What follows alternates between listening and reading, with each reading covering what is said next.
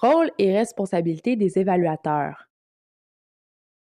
Les membres des comités d'évaluation par les pairs ou des comités permanents des pairs doivent lire et analyser la description du programme ou du prix et les critères d'évaluation, de même que toutes les demandes, les mises en candidature et les documents connexes reçus avant ou durant une réunion d'un comité d'évaluation par les pairs.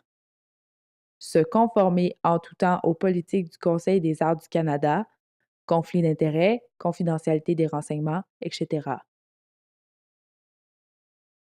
Fournir un avis spécialisé au Conseil.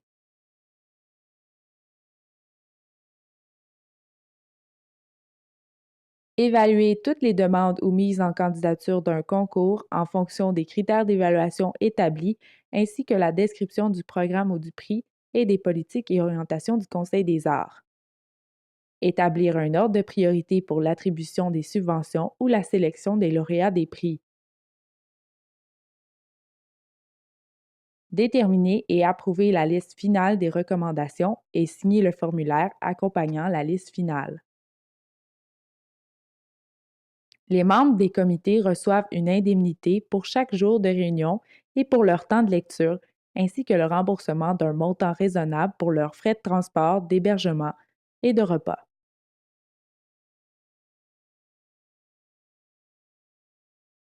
Les évaluateurs externes peuvent avoir à fournir les documents suivants: un rapport écrit sur les événements ou spectacles d'organismes ou de compagnies ayant présenté une demande de subvention ou ayant été mis en candidature pour un prix. Un rapport écrit sur des œuvres littéraires rédigées dans une autre langue que le français ou l'anglais. Des évaluations écrites sur une demande de subvention ou la contribution professionnelle d'un candidat à un prix. Des commentaires sur certaines demandes ou mises en candidature lorsque leur expertise est requise.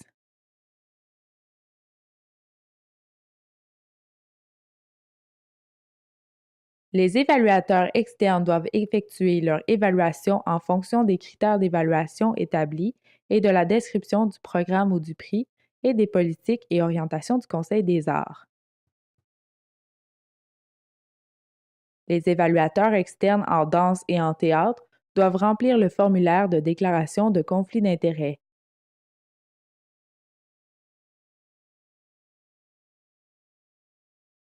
Ils ne peuvent agir comme évaluateurs externes pour l'évaluation d'une demande ou d'une mise en candidature pour laquelle ils ont déclaré un conflit d'intérêts.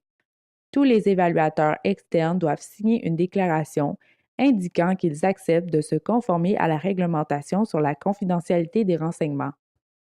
Les évaluateurs externes reçoivent des honoraires professionnels pour chaque rapport qu'ils préparent, sauf dans le cas du programme KILAM, qui s'adresse au milieu académique.